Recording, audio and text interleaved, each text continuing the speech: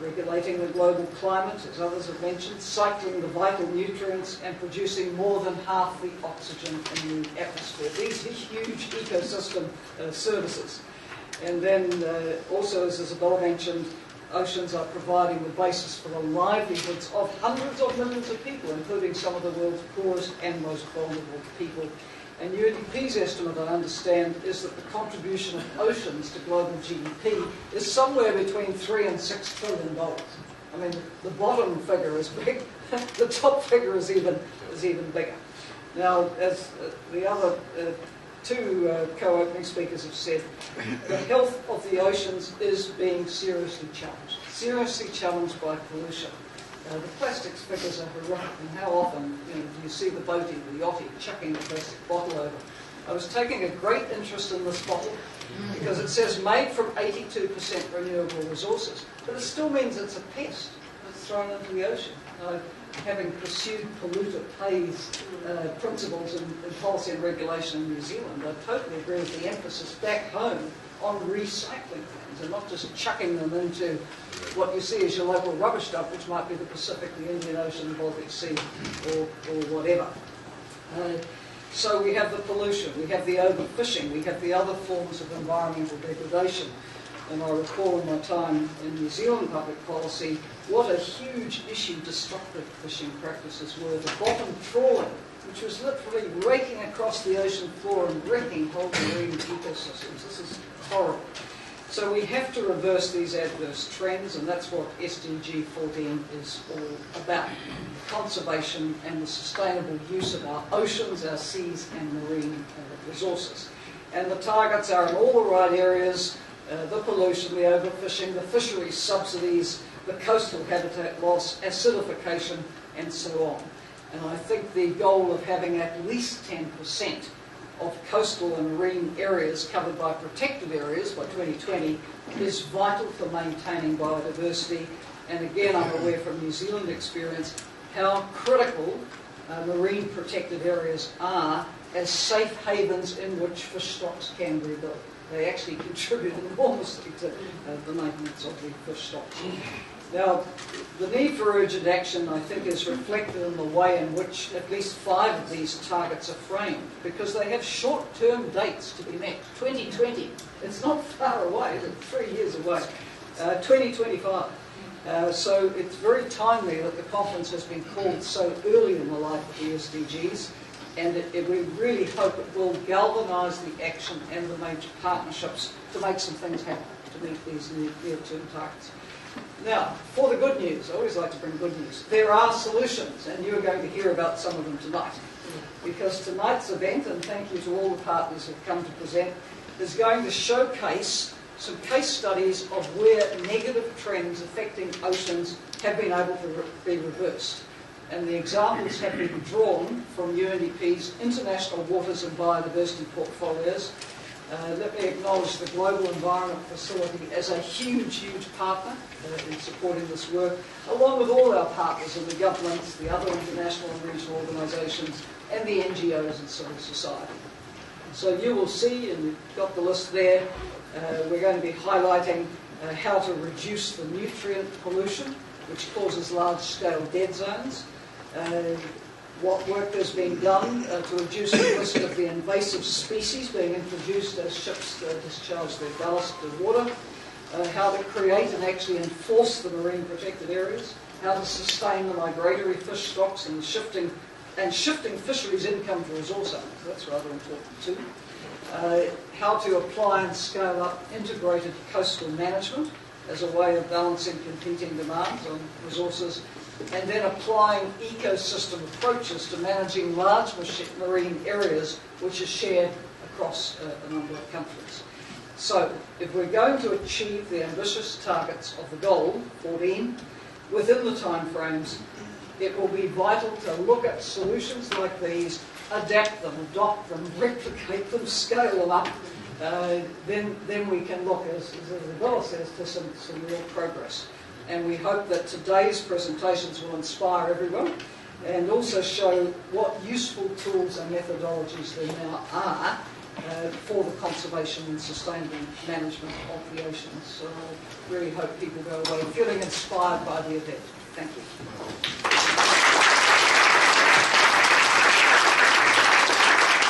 Thank you very much, Helen. And I think you clearly reminded us how urgent the press conference is. And you reminded us clearly that many of the SDG14 targets, the deadline is 2020. So it is an urgent issue for us. So thank you very much for all three speakers for setting the stage and framing our discussion that will follow. So thank you very much. Another round of applause. Thank you.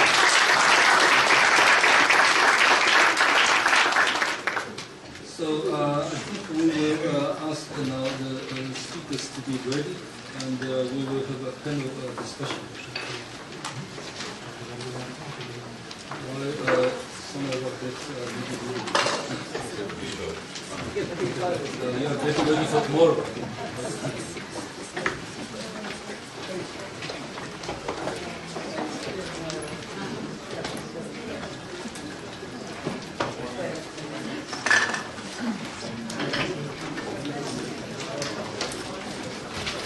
Done? Meeting is done.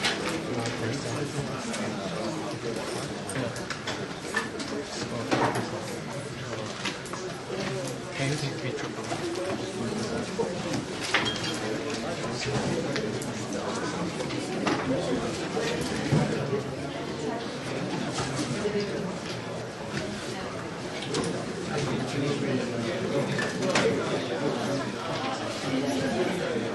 Yeah.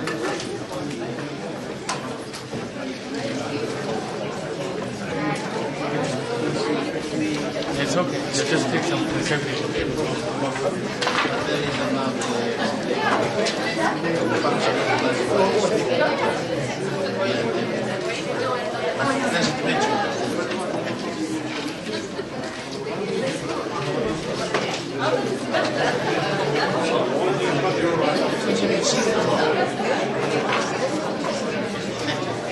Okay, everybody, let's get to the speaker.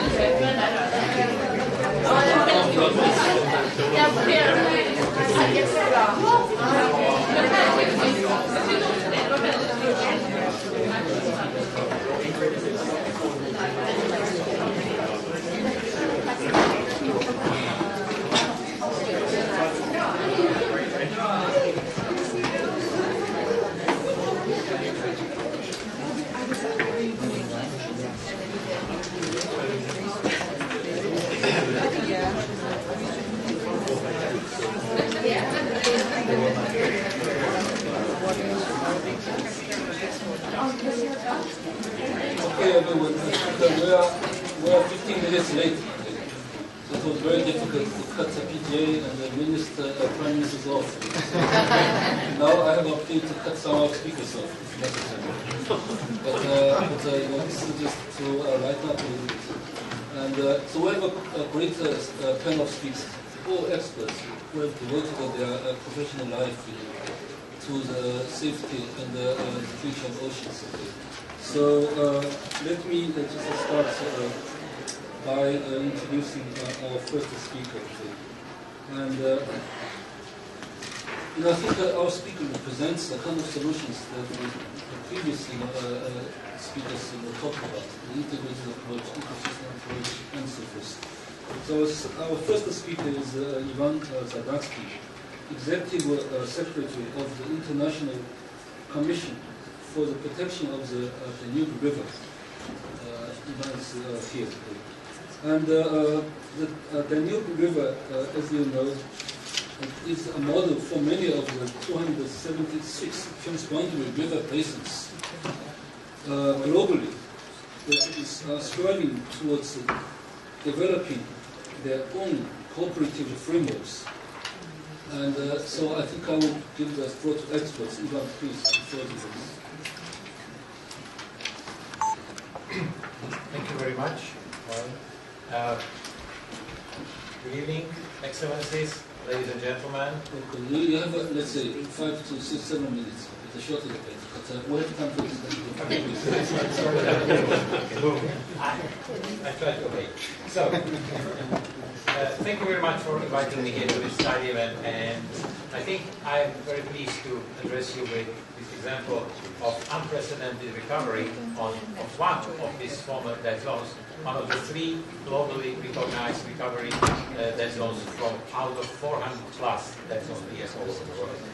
So, then what was the problem? If you look at the Black Sea is one of the most isolated seas in the world, and actually it drains the drainage area of the Black Sea is six times larger than the surface of this sea. So that means that it's very fragile and very sensitive to the pollution coming from the land-based sources. But what happened in 70s and 80s under the very extensive development of industry, agriculture, and other developments, that actually the ecosystem collapsed. And it was estimated that 60 million tons of all the biological material, 5 million tons of fish, and about 40,000 square kilometers became a dead zone. So it was really, really very serious example of a total collapse of the ecosystem. Whatever, if you look at the history of impact in 1960s, this was a very healthy sea, producing a lot of fish and recreation and other values, and the pollution was manageable. But if during this period of time you see that the over-export of the nitrogen and phosphorus was growing, and the square kilometers of the dead zones was also growing. So really at the end of the 80s, you can see the shores of Romania and Ukraine were covered by dead fish because there was no oxygen left. So in that respect, for example, also the overfishing helped to decline all the situation. Actually, during the 70s and 80s, this overexploitation led to a situation that number of exploitable fishes dropped down from 26 species to 6 only. So all the pressures on the ocean, you've seen that. But what happened? The GF funding from the International Water Support Area started in 1991. And UNDP was one of the leading agencies with the projects which, with the top budget more than $5 million, helped also to set up a nutrient reduction investment fund with the funding of $70 million from the GF, but triggered 300 million in co-financing. But all these activities even triggered investment portfolio all over the basin with more than 500 projects worth of more than $5 million. So the intervention was really huge, but it paid off. Because the results of the situation is visible. The water quality and ecosystem improved. Actually, this intervention drove to effective elimination of the dead zone. Phosphorus emissions were reduced by 50%, and nitrogen emission by 22%. Apologies for a typo. And oxygen levels reached near saturation in most of the areas. But what was important, the number of benthic species increased 1.5 to 2 times with respect to 1980. This is a short picture, a little bit older, but the situation is like that. And also another criteria, which is the chlorophyll A, shown that eutrophication has been reduced and hypoxia has been practically eliminated. We have some recent examples of the recovery of the ecosystem. If you look at this ecological status class and through microfibers, you see that from 90s until now there was a decline in this index. So in principle, with exception of this 2010 year, you see the column at the very end, according to the hydrological situation and climatic conditions, the situation of microphytes has improved. Another example is this Molus barnea candida, or Black Sea angel. It's called because the shell has a, looks, if you open it, it looks like angel's wings. So this is ecological sentinel, which really very rapidly reacted to pollution and was almost eliminated. First time again it was found in significant quantities in 2015. So this is a living proof that the Danube became cleaner, because Danube was and still is the highest contributor of the pollution to the Black Sea.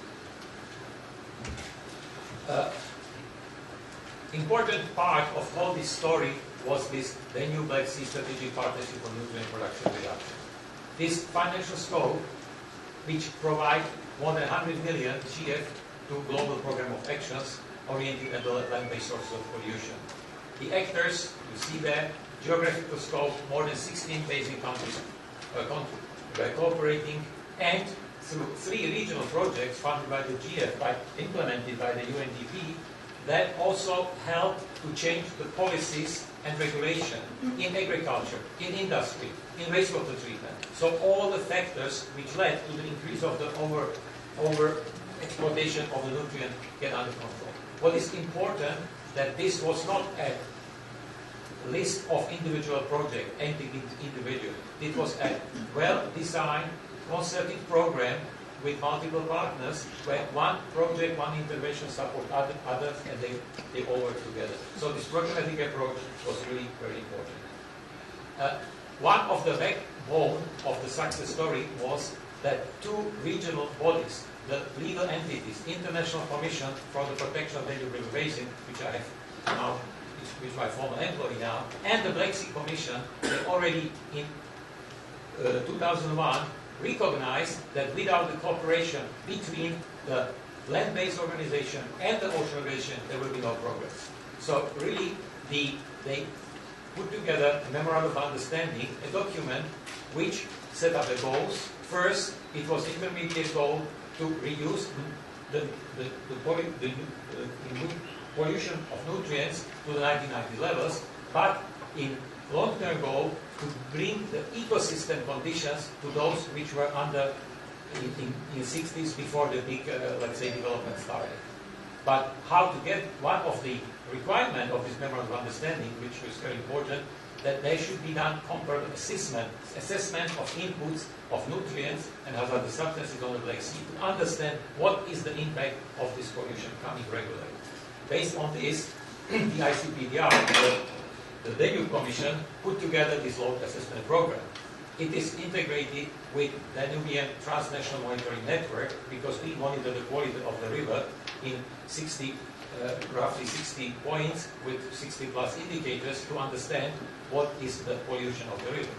And these pollution loads are calculated with all these parameters, and special load assessment program has been established for the use of the Black Sea Commission at Reni. This is the last station before Danube bifurcates into 3 branches entering the Danube Black Sea, the Danube Delta, and this is the sampling are taken 24 times a year. Important is that all these pollution loads, these are the figures from 2014, are regularly putting together under the agreement of Danube countries and delivered to the Black Sea Commission for them to be able to understand what type of pollution this part of the ocean is receiving.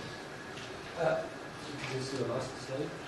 Almost, but I will go very quickly, because I want to mention, actually, the Swedish Minister mentioned that.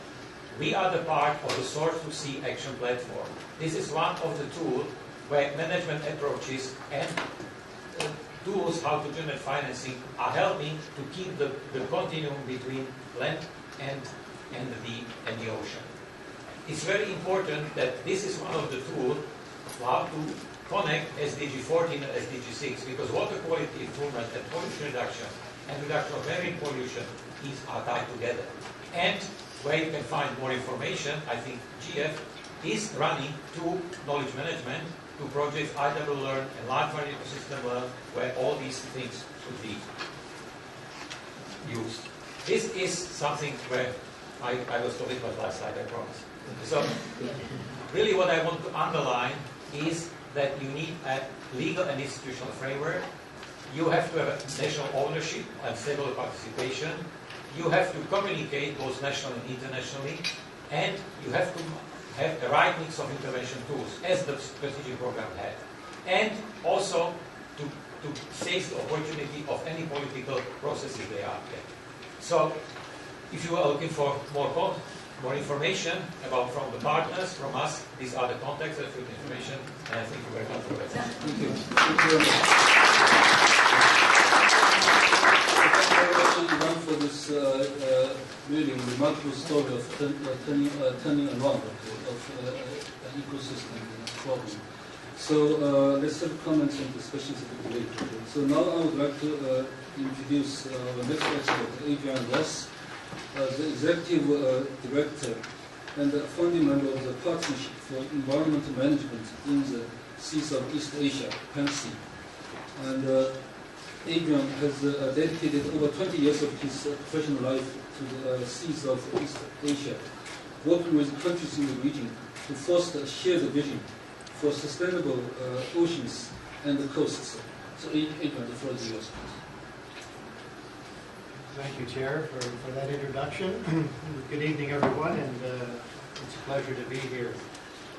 As mentioned by the Chair, we've been working in the East Asian Seas region for more than 20 years now, and as you probably know, the East Asian Seas harbor the world's a significant share of the world's coral reefs and mangroves. It also produces 55% of the global fish catch and over 90% of aquaculture products that are used globally. And with over 2.1 billion people in the region, human pressure on marine and coastal resources remains very high, intensified, of course, by climate change and severe weather events. The countries of East Asia recognize this situation and the severity of the event of continuous degradation of seas and coasts. As a reflection of this concern, the governments crafted the Sustainable Development Strategy for the Seas of East Asia in 2003 with the support of Global Environment Facility, UNDP, and 14 other regional and international organizations. Now, the SDG, as it is referred to, is a package of principles, relevant existing and international agreements, programs, and instruments. It offers a framework for the countries and other stakeholders to implement in an integrated and holistic manner their ocean-related commitments, including the Sustainable Development Goals, and in particular, as we're discussing today, this Sustainable Development Goal 14. PAMSI's mission is embodied in the shared vision of countries of the region. In 2009, PAMSI was established by governments as an independent regional partnership mechanism for coordinating, guiding, and implementation of the strategy. At present, the partnership consists of 11 countries. Some of those countries are well-developed countries. Others are perhaps the least developed countries that are operating, including Timor-Leste and Cambodia as an example, as well as 21 government partners from various international and regional organizations, scientific and technical institutions, industry associations, and, of course, local governments. The important aspect of PAMSI is that it operates at 3 levels of governance, which has proven essential in the delivery of the regional strategy. At the regional level, as you can see, the focus is on transboundary priority issues among countries, and those include what has been discussed already this evening: climate change, natural and man-made hazards, biodiversity, pollution, etc. At the national level, development is focusing on operationalizing national ocean policy and national legislation in support of integrated management of coasts and oceans, and building and strengthening institutional mechanisms that facilitate programs and processes in these different policies and programs. Finally, and most significantly, we feel, working with local governments is required in order to, I guess, put the rubber to the road. How do we actually see that these policies and programs are being implemented, and we're seeing impact as a consequence of the efforts at the national and regional level? PEMC works with the local governments in developing and implementing coastal and ocean management through the process of integrated coastal management. Integrated coastal management, this is the framework that has evolved in the PEMC program over the last few years. It is a three-tier systematic approach to strengthening governance in complex, multi-sectoral, multiple-use coastal and ocean areas, within and across government, and across jurisdictional boundaries among governments. The second level targets priority challenges to sustainable development, recognizing the linkages among issues such as sustainable fisheries, healthy and resilient habitats, pollution, climate change, disaster risk reduction, and so on. And particularly, as I mentioned, how do local governments who have to face these issues on a daily basis address these in a practical and within their capacity. And finally, putting in place a monitoring and reporting system with an agreed set of indicators to indicate the progress that is being made against agreed targets at the different levels, as well as the social, economic, and environmental benefits and impacts that are being developed and accrued. So how does this work? ICM implementation has evolved in the East Asian region over the years, as you can see in the map. We started in 1993 with about 1% of the region's coastline used as demonstration of ICM programs. Today, there are 17% of the region's coastline with more than 50 local governments implementing ICM programs in 12 countries. Partner countries have adopted a target, a voluntary target, of 25% of ICM coverage of the region's coastline by 2022. 55 additional local governments have already been identified as part of this upscaling process over the next 5 years. But I think even more significantly, we see that ICM has scaled up functionally over the years. Originally, the focus was on marine pollution reduction and management. ICM application has now extended to provide on-the-ground solutions to ocean-related challenges, including climate change adaptation, restoration and management of habitats, sustainable fisheries, blue economy development, etc. And with the application of innovative tools and processes, including vulnerability assessment, ecosystem valuation, marine spatial planning, ecosystem approach to fisheries management, marine protected area networking, and so on. All being applied within this framework of ICM. So just a question time check. So how much more slides do you have? Can you just give one example? Sure. I think here I'm just showing the how within a particular country, ICM application needs to be flexible and adaptive to the situation among the different provinces. Here we see in Vietnam, there are approximately 6 coastal provinces, each with a different focus on priority efforts in sustainable development of coasts and oceans. The same situation in Vietnam as in Cambodia, where we see 4 coastal provinces, which represents 100% of the coastline in Cambodia, applying ICM to address different priority issues in the area. I think in closing, Mr. Chairman, I'd like to emphasize that while PEMC's program over the next 5 years focuses on scaling up both functionally and geographically, one of the areas that we see most demanding, in demand, is this business of blue economy investment and sustainable financing.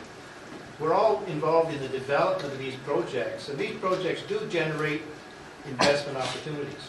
What we don't have at the present time, particularly among development agencies, is the capacity to transform development projects into investment projects. PEMC is working on this particular area of developing blue economy investments and financing. As you can see in this slide, we started working on these financial blue economy investments at 3 sites in the region, focusing on particularly on fisheries and aquaculture. We feel that this kind of approach is essential. It requires new and innovative sources of financing, and of course strengthening our relationship and our capacity to communicate these financial opportunities to the business sector. Thank you, Chair. Okay, great. Thank you very much. And I think again, I think you demonstrated the importance of integrated coastal management to the health solution. I won't say much about it in the interest of time, but just to put the UNDP GEF projects in this broader context. And the whole effort started essentially with the declarations of EEZs under the law of the sea by the Pacific Island SIDS, and by their decision to set up a regional fisheries agency. This is what became the Forum Fisheries Agency in 1979. And then that ran through this whole process of developing sub-regional agreements between the coastal states. The Nauru Agreement is one of them, and then evolved into a tuna RFMO, which I've just mentioned.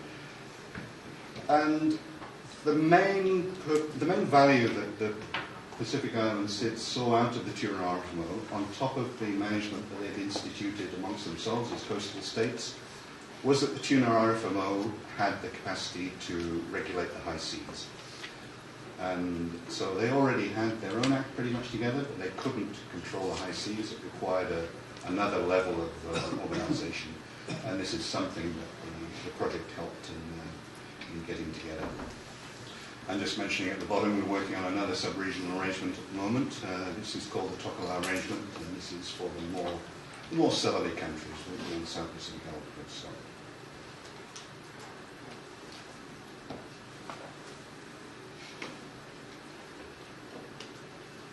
So I'm not going to claim that the projects have achieved all this in isolation. It's all been part of a collaborative effort involving a multitude of donors and a multitude of countries, but they have been instrumental in this progress. And in essence, it has been about promoting dialogue between PSIDs and in supporting the scientific, the legal, and the MCS advisory services to get this process moving. Like I said, it's enabled them to play a full part in developing the WCPFC Convention. It's helped them in the initial stages of developing sub-regional arrangements. And I'd note that just counting up for the last 3 WCPFC meetings, fully 50% of the proposals for new measures have come from the FFA members themselves, from the PSIDs. And it's given them the confidence, the background, the support to actually play a full and equal part in the RFMA process. So, as I say there, I think most of the groundwork's already been laid. We're looking at a more, if you like, approaching a level playing field when it comes to balancing coastal state and flag state interests.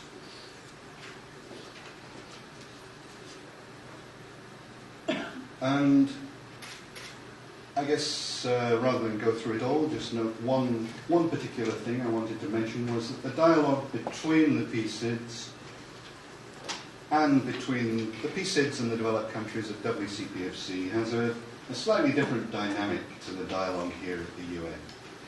And many developed countries attend WCPFC not as development partners but as flag states in their own right. And really they are looking most of the time to maximise their own interests. So the debate in that forum is often a little antagonistic and often doesn't support the same kind of development agenda as we are talking about here. We talk about it. We talk about it in terms of lack of policy coherence, but that's an accusation that can be flung around in all directions. But there is a slight mismatch between the development agenda and the fisheries management agenda. Moving on rapidly, try and just explain the relevance of this. There's one more slide after this. I was going to say rapidly to the end. Yeah. Okay, we'll just move to the end. Just quickly mention target 14.4, 14.7 are the ones I think addressed by this project. I just quickly mention 3 lessons learned. The primary one is that we were able to take part in setting up a TRFMO from the ground up, and one that was based on the UN Fish Stocks Agreement principles from the start, which were notably more, if you like, SIDS developing state-friendly than some of the previous RFMO setups.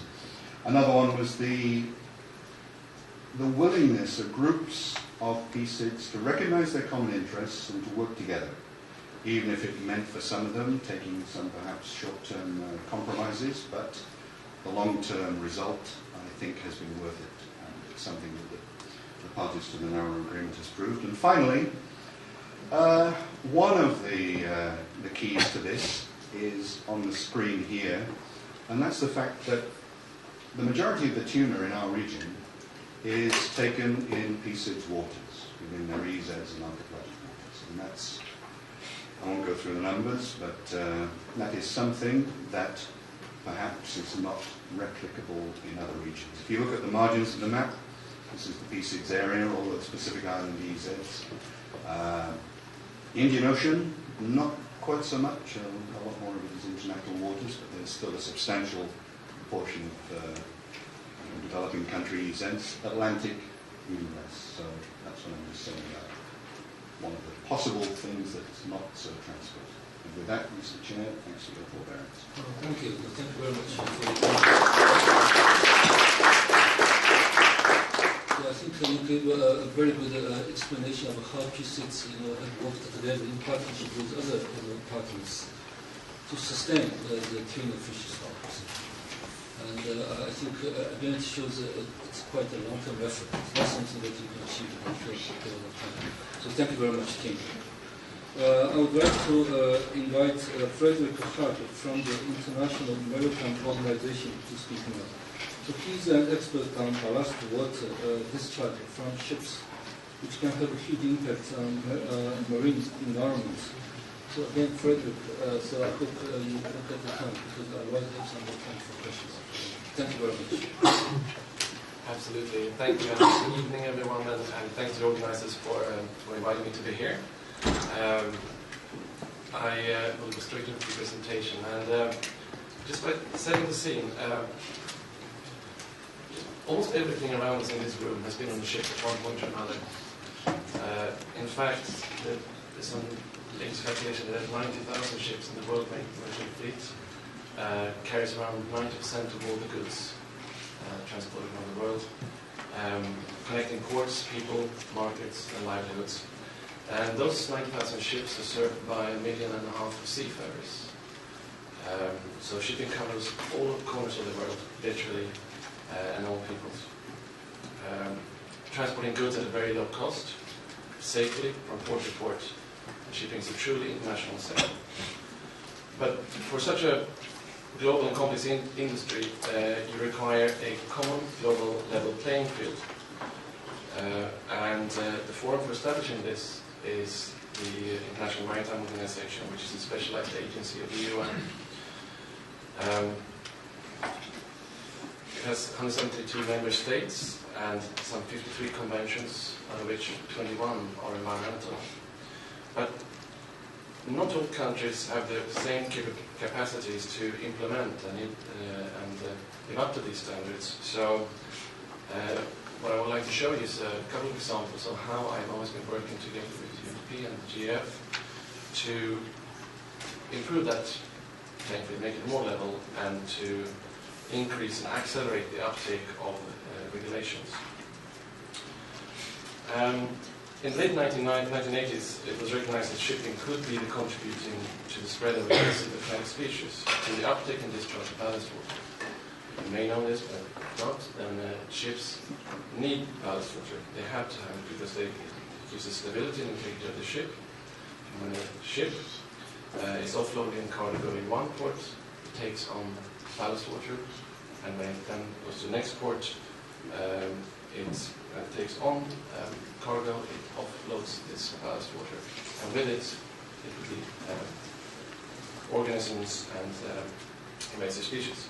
So this is a risk, and these organisms enter a new environment where there are no predators, and over the decades there have been several examples of invasions where shipping is believed to have been the vector for introduction. Dealing with an aquatic invasion is very difficult, if not impossible, and extremely costly. And the cost of aquatic invasive species has been estimated to some $100 billion per year globally. So in response to this threat, global standards and regulations were developed at IMO and discussion started in the 1990s and led to voluntary guidance, and then in 2004 to a global convention known as the Ballast Water Management Convention. But the technical challenges were many, both for industry and the national administrations, in particular in developing countries. And to assist implementation, IMO joined forces with UNDP and GEF to remove these barriers and catalyze action.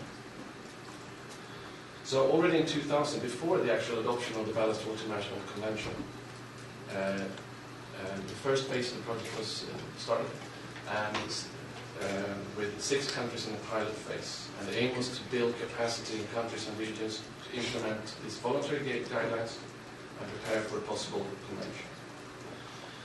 But not only did this project actually build this capacity, it also was instrumental in development of the convention itself by supporting expert workshops and discussing specific science behind the convention, and even by presiding over the diplomatic conference. So the impacts of the project were far-reaching, but with the adoption of the convention in 2004, it was clear that more needed to be done, and a second phase was introduced. And scaling up the experiences from the pilot phase, focusing on the legal, policy, and institutional reform to support countries in the preparation and ratification implementation of the convention. The second phase was started in 2008 and is due to finish in June this year, 2017. But when this project closes, it will have been 15 years of continuous, more or less continuous, GEF, UNDP, and IMO interventions throughout the entire regulatory evolution of the convention. So what is the secret behind this then? What happened? Well, it's the project was based on the realization that partnerships is the only way to succeed in involving industry and national administration. So we've been working on 3 tiers with developing global tools, strengthening regional capacity, harmonizing efforts at the regional level, and supporting national administrations to prepare and implement national legislation. Crucial in this has been the relationship with industry.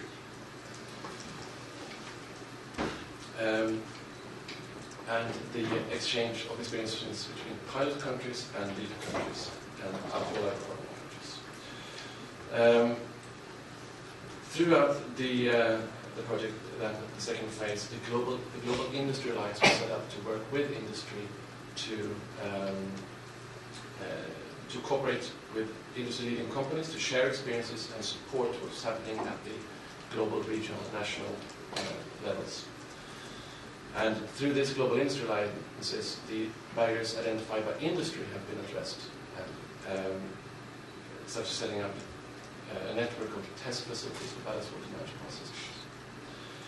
So, is this working then? Well, does the scaling up work? Well, if you look at this table, there's been a total GEF grant financing of about $14 million.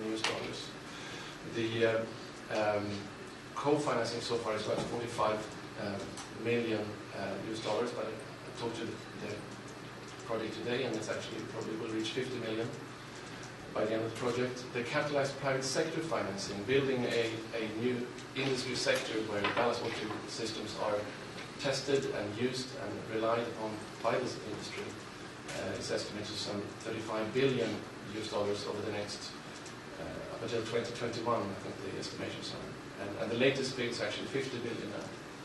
So that's a finance ratio of quite impressive numbers. And we believe that this model of the scaling up, the GLOX model, can be used in other areas as well, such as, for example,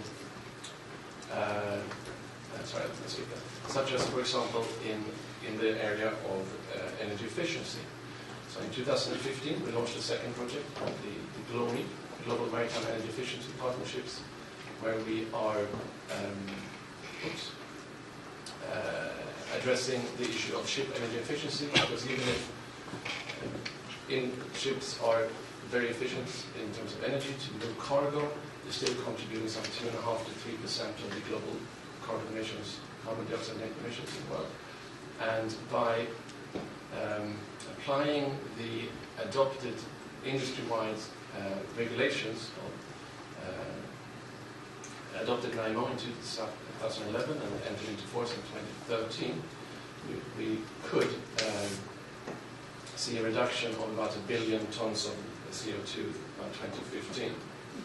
So this project, GLOME, is applying the same three-tier model and a global industry alliance, working with 10 pilot countries to build capacity in these countries to catalyze the overall reductions of GHG emissions in international shipping.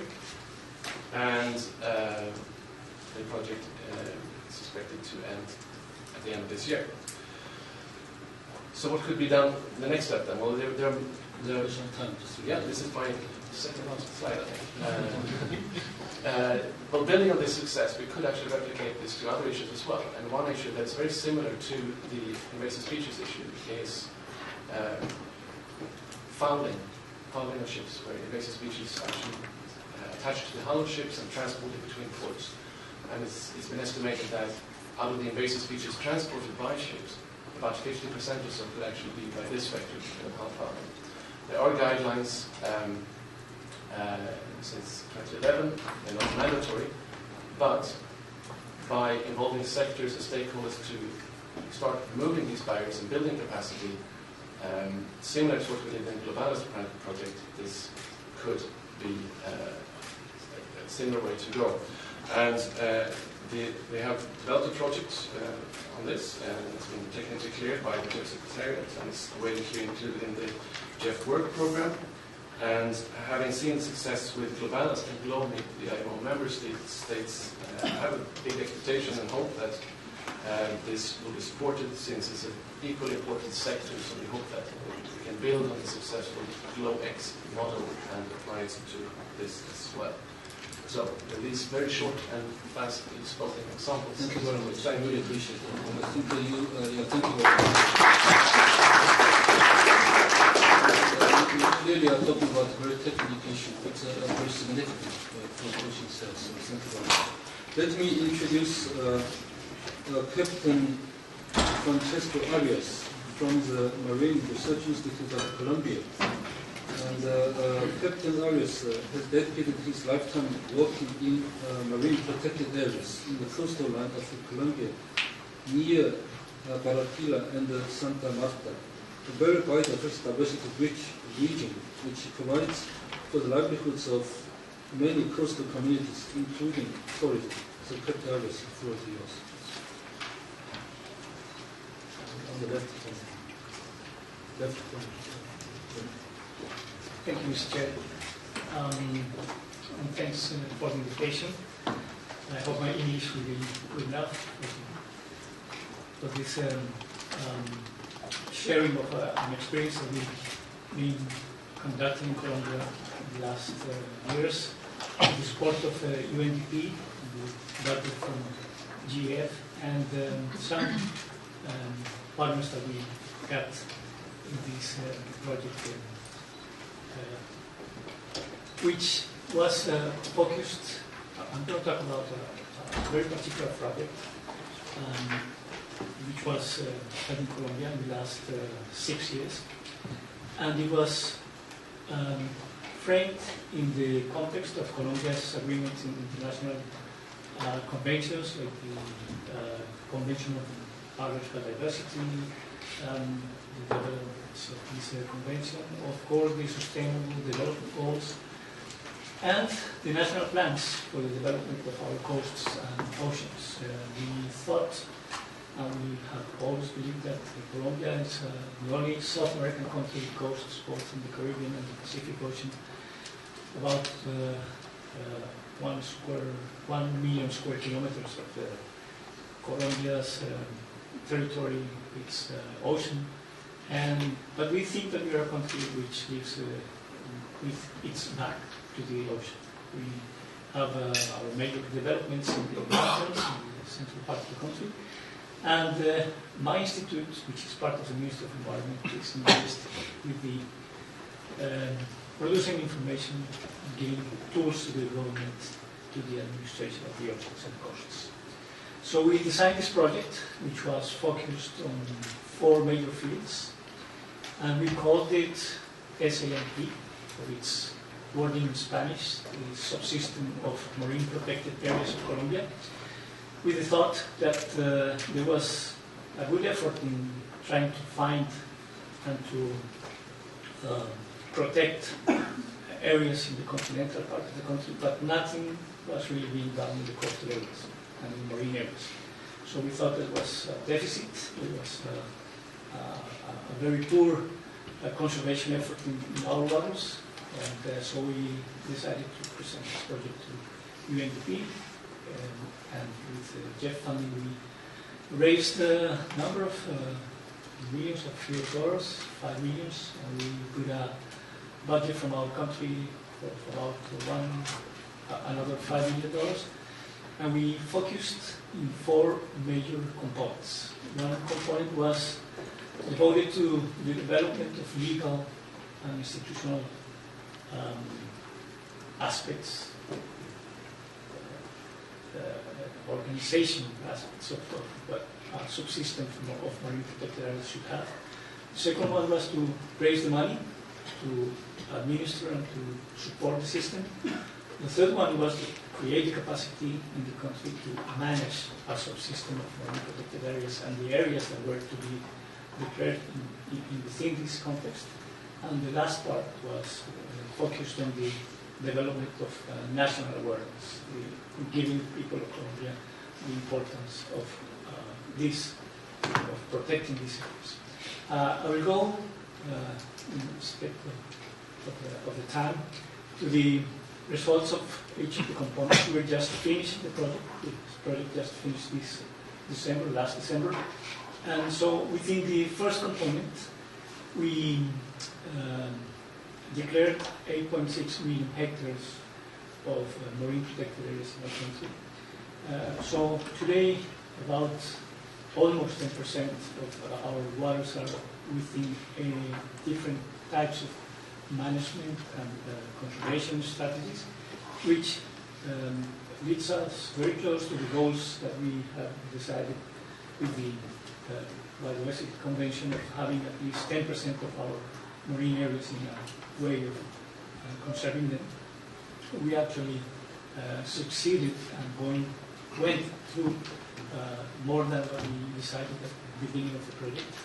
We had legal developments, and I want to, in each of the components, to point out some special things that were very striking to us. For instance, when we found from the research of our institute that we had deep water sea corals in our ocean, in our waters, we decided to create a marine protected area for these corals. It was a very interesting thing. It was the first time that we had such an ecosystem that we discovered in the Caribbean. And at that time, Colombia was bidding oil and gas blocks for the industry. So we had a collision with them.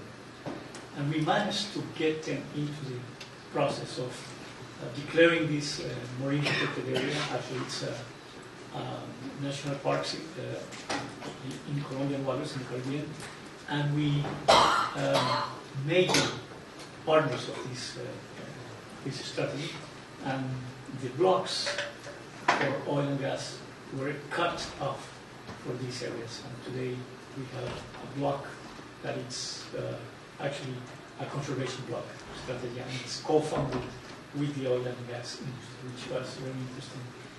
And this is one of the examples of the 11 that we declared. In the second component, we managed to put money from the central government into the system. We had a goal of at least having the same amount of money that we had at the beginning of the project, but we actually went over that, and we raised about 63% the increment in money that was put into the conservation of areas in Colombia.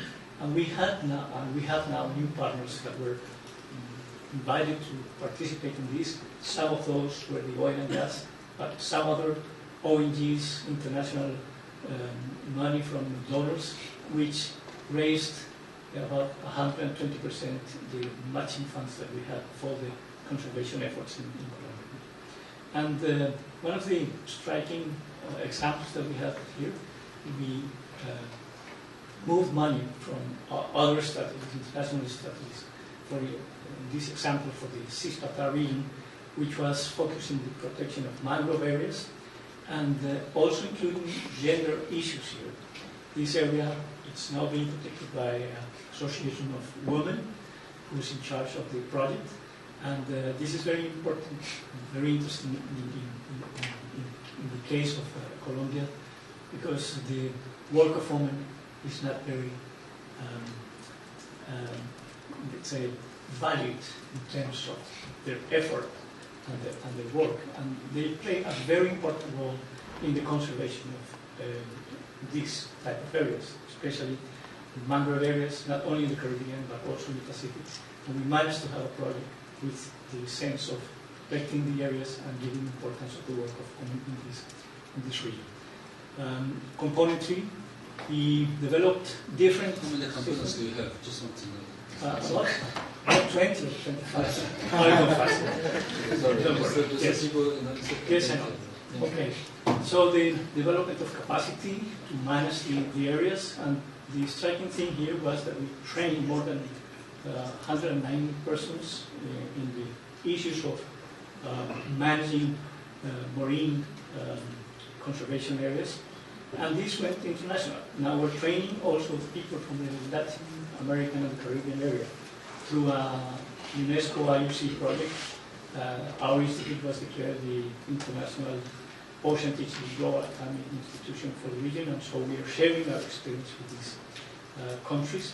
And component 4, we actually moved into the making an association, the Friends of the Subsystem of Marine Protected Areas of Colombia, which is now promoting and giving advice on the conservation of this area.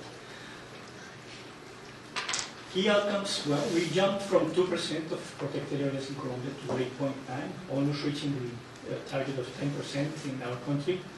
We developed legal instruments, very important in Colombia, that we didn't have for the management of coastal areas, ICM philosophy, let's say, to the management of these areas, especially focused on local activities. We had a national system of protected areas that was not looking in the coastal areas, and in the coastal areas we have huge problems in terms of pollution, ocean acidification, poverty, and so this gave us the opportunity of going into these areas and making them and bringing to the importance they should have in terms of the conservation of areas and the relationship of these conservation areas to the livelihoods of people in our course. So I'll go just fast into this. So the key messages for us were the importance of working in alliance with other institutions in Colombia, with international institutions, and especially trying to close the gap between science, which is the things that we do in our institute, the government, the people who make the decisions, and the local communities. That was very interesting and very important to us. Second, to gain confidence between stakeholders. We had problems with fishermen, industrial fisheries, and the local artisanal fisheries were in conflict always.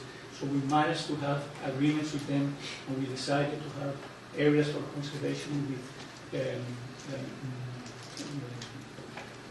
areas where they should be used only by local fishermen, not by the industry, and areas to be fished in several different times of the year to protect the life cycles of the species. And in general, well, the very good experience of working with international donors, the help from UNP, GF money, and the commitment of the Colombian government in the declaration of this subsystem of marine protected areas, which is now working and in place and will be giving its results into the commitments of the country, into the international agreements and for the future of our people on the coast. Thank you.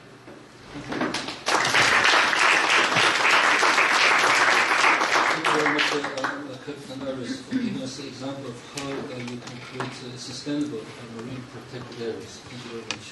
I'm sorry for questioning you for points you want to make in the interest of time. If the call comes back, we ask the relevant. Yeah, so in sum, these are the sort of identified large marine areas which were considered as relevant and useful sort of biogeographic frameworks for marine ecosystem management. And one thing notable about the LMEs, and you can start see it from the graphic, the large majority of them were shared by 2 or more countries. And this underscores the importance of transboundary multi-country cooperation. One you'll hear about in a moment from Laverne is the CLME is shared by 25 or so countries. And so in parallel, around 1995, when the GEF began really its first operational strategy, it identified LMEs as an appropriate management framework for marine ecosystem management, and basically adopted it as a means of programming its resources in marine and coastal areas. And so this has led to a growth now to, I think, a little over 20, 22, 23 GEF financed large marine ecosystem programs around the world. Each of them have taken on the LME concept. They've taken in practice the so-called LME modules, which include socioeconomics, governance, fisheries, productivity, and ecosystem health. And basically, the GEF has, with our support from UNDP and other GEF agencies, adopted and ultimately codified an ocean strategic planning methodology that works within the framework of LMEs. This is called TDA-SAP, or Transboundary Diagnostic Analysis Strategic Action Program. And in sum, this is a process of mainly technical people, scientists, economists, and so forth, looking at the key issues facing an LME, particularly those that are transboundary, prioritizing them, and understanding, identifying the root causes, the policy and other failures that are causing the main demands and stresses on the marine ecosystem. This then feeds into a more political process of multi-country negotiation of a strategic action program, or a SAP, that is ultimately completed, negotiated, and adopted by at ministerial level by these countries. And that leads to the third phase of GEF support, which is the implementation of the strategic action program through support to, as we heard from Mr. Zavadki, policy, regulatory reform, catalyzed investments, and co-finance investments as well. So that's the main things I was going to show you in my picture with the LME approach. So I'll turn it over to Laverne and see how well she can do without these slides. Okay, you have proven that you wrote this yourself. Thank you very much, Mr. Chair, and good evening, everyone. As well, we don't have slides, so I'm going to try to remember what I put together. As Andy indicated, we work with 2 LMEs, the Caribbean Large Marine Ecosystem and the North Brazil Shelf, and together they've actually taken into account 26 countries, 18 overseas territories, 18 small island developing states. It's actually a very interesting area because we have very large countries like Brazil and very small countries like St. Kitts and Nevis, different developmental statuses, different languages, etc. So a lot of this region was actually under stress, so the region approached UNDP and GEF and asked for assistance in trying to address a lot of their sheltered marine resources because the region relies on it. And UNDP and GEF, through a first foundational CLME project, actually gave about $7 million, and then the region worked together with a number of elements to develop an umbrella strategic action program. Like Andy alluded to, there are a number of procedures that LMEs normally follow, and developing transboundary diagnosis analysis is one of them. During the TDAs, transboundary issues were actually identified within the CLME Plus region, and there were unsustainable fisheries, habitat degradation, and pollution that were impacting on the marine resources. And when they looked at what were the root causes causing these transboundary issues, a number of root causes that people may already be familiar with, such as inadequate access to data and information, inadequate access to human and financial resources were identified, but the overarching root cause was weakness in governance.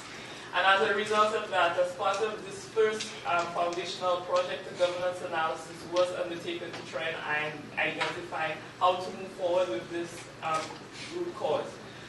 These were all taken together to develop an umbrella strategic action program. It's called Umbrella because it actually has 76 actions.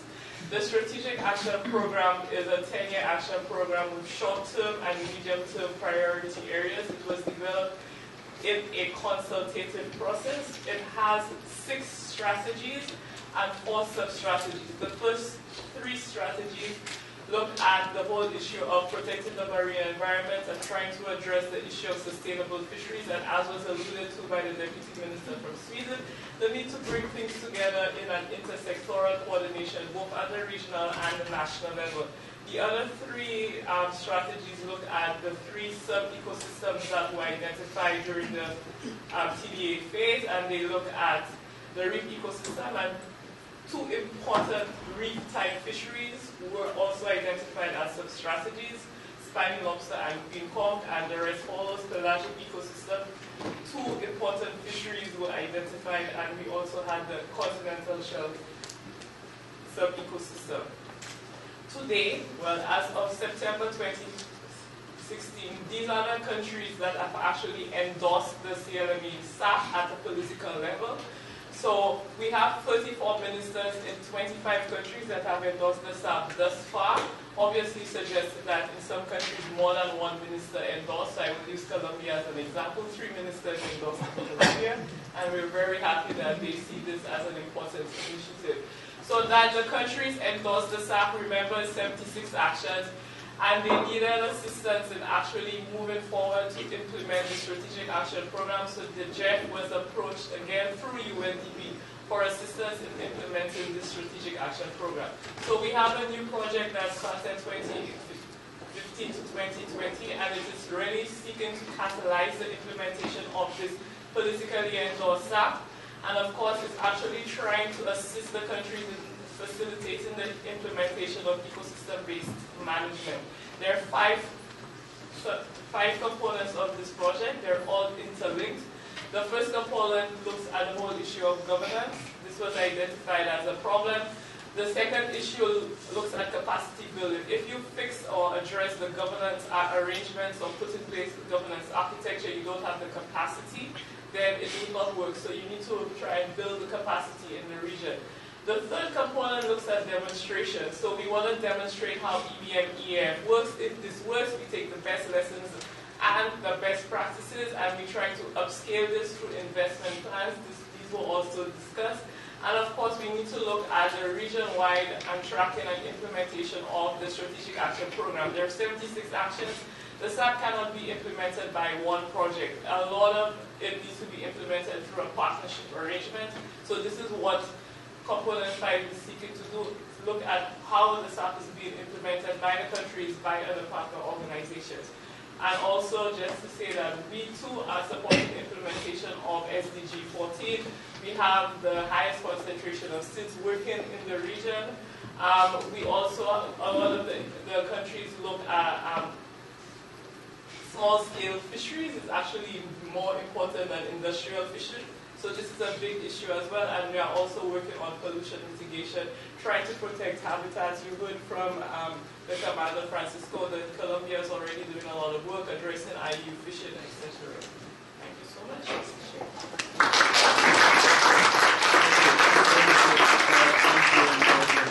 For explaining how you deal with the governance and the management of the large marine ecosystems. So I think we actually exceeded our time by 20 minutes already. We started late, and I think that those who are staying have shown true commitment to oceans behavior. So I wonder if you have more questions. This is what really late. So a few minutes later doesn't make a difference. And so anybody who have one questions of our panelists, please. Any interpreter, Jeff? I have a comment. First of all, it's always very nice to hear that these projects are so successful as they are. But I just want to reassure both the speakers here and also the group here that that the GF has started many of these things. They are very long-term investments. We've seen they're not 3 years investments. They're not 4 years. We cannot run away after we start these things. You all are getting countries together on this long, windy road that leads to these successes. And I think that we as a funding entity will need to stick to these long-term investment strategies. Otherwise, we'll never get to where you have been able to lead the countries. Not so much for the sake of the agencies here, but for the sake of the countries that you're serving. And I'm hopeful that we also in the new JEF7 strategy that's being developed these days will be able to continue this momentum and continue supporting these long-term processes. Because I think that's probably one of the only ways that we will be able to get some sustainable outcomes for SDGs and for humanity itself. Thank you. Thank you. Any other, one more person? I think this gentleman was then the lady will close. Thank you. I will try to be succeeding lady. Right. It's a bit of a comment because of the question at the same time. Craig Powell from Bahamas. When you're dealing with these large marine areas and trying to, it went very fast for me, when you've located them in the Caribbean. I see you work in the Caribbean area and there's a lot of work being there. So thank you very much for the presentation. That dealt with that and dealt with that area. But I'm also, my question is a bit about prioritizing. And prioritizing for a reason, not merely just having a large ecosystem. Are the ecosystems that you're looking at, do they have universal benefit to mankind, for want of a better phrase? Other than just the fact that they are, okay, I think I'm getting some nods from some of your comments, so I'd love to hear this. I think that's maybe Andrew, because there's no time for everything. That's a very relevant question. I think if you turn to any of the countries that border those large ecosystems, they would state they are high priorities, because I assume in almost every case